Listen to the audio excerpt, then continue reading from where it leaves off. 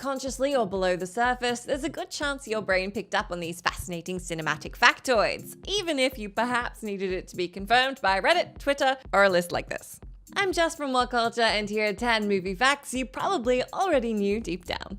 Number 10. Mysterio misremembered Tony Stark's BARF presentation. Spider-Man Far From Home. Midway through Spider-Man Far From Home, Quentin Beck, aka Mysterio, played by Jake Gyllenhaal, finally pulls his big heel turn, revealing that he's an ex-Stark Industries employee with a major chip on his shoulder about Tony Stark firing him. More to the point, he bitterly recalls the time that Stark took his groundbreaking holographic illusion tech and renamed it BARF, much to the amusement of the assembled conference crowd he showed it off to. While most fans will remember that BARF was first revealed in Captain America Civil War, what you might have forgotten is that Stark's presentation of BARF to the crowd wasn't summarily laughed at like Beck remembers. Rather, the audience was silent when Stark announced the acronym, and so we're led to conclude that an enraged Beck misremembered the incident in his vengeance-poisoned mind. If your brain was telling you that the Civil War scene had been retroactively tweaked, you were right. It was altered to reflect Beck's status as an unreliable storyteller. 8. Toothless was modeled after a cat. How to Train Your Dragon. How to Train Your Dragon's Toothless is obviously a dragon, but his design was actually modeled after a number of real animals, including dogs, horses, giant salamanders, and most prominently cats. In fact, DreamWorks animators not only looked to felines to lock down Toothless's adorable look, but literally copied the movements of a real cat for many scenes. For a sequence where Toothless flails his tail around, one of the movie's animators stuck duct tape to their own pet cat's tail and recorded the resulting movements, which they then translated near identically into the film's animation itself. And while it might be a surprise just how much influence live-action footage had on the final movie, if you've taken a moment to really think about the way Toothless looks and moves, he clearly owes far more of a debt to cats than any other type of animal.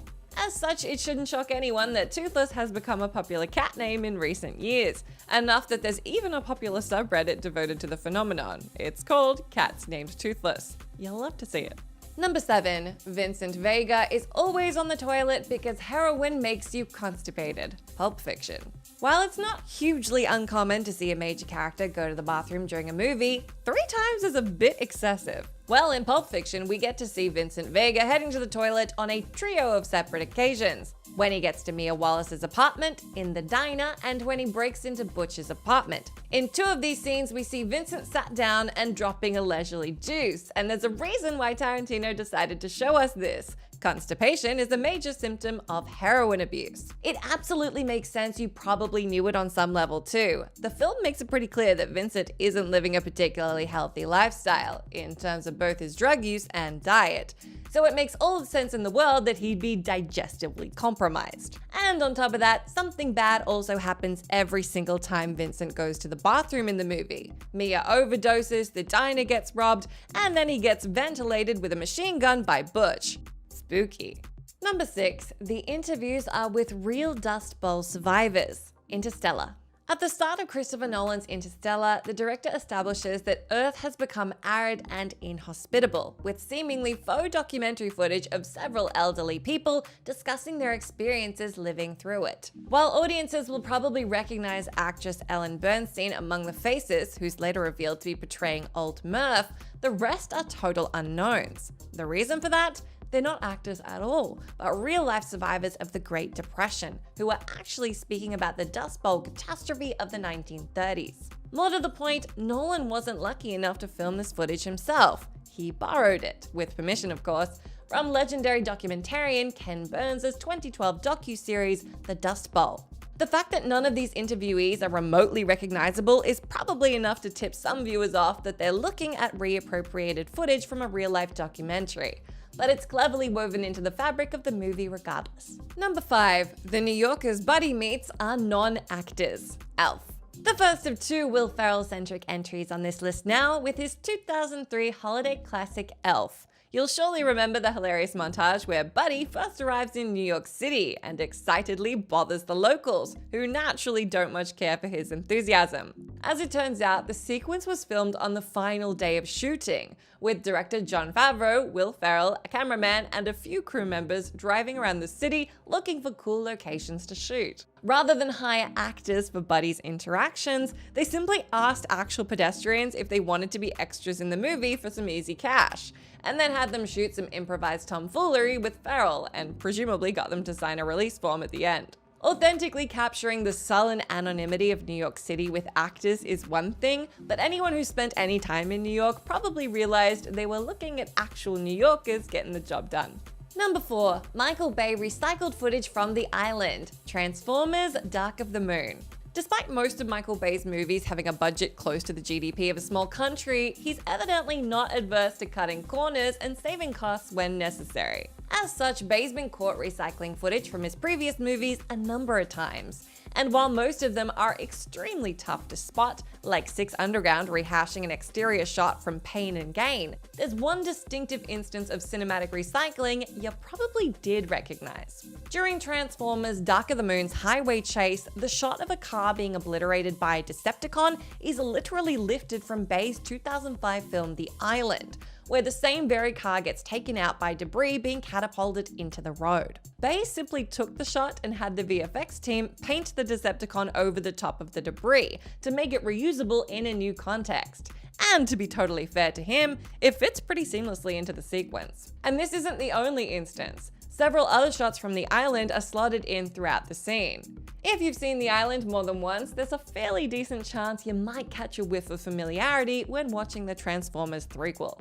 Number 3. Will Ferrell voices Felicity for one scene. Austin Powers, The Spy Who Shagged Me.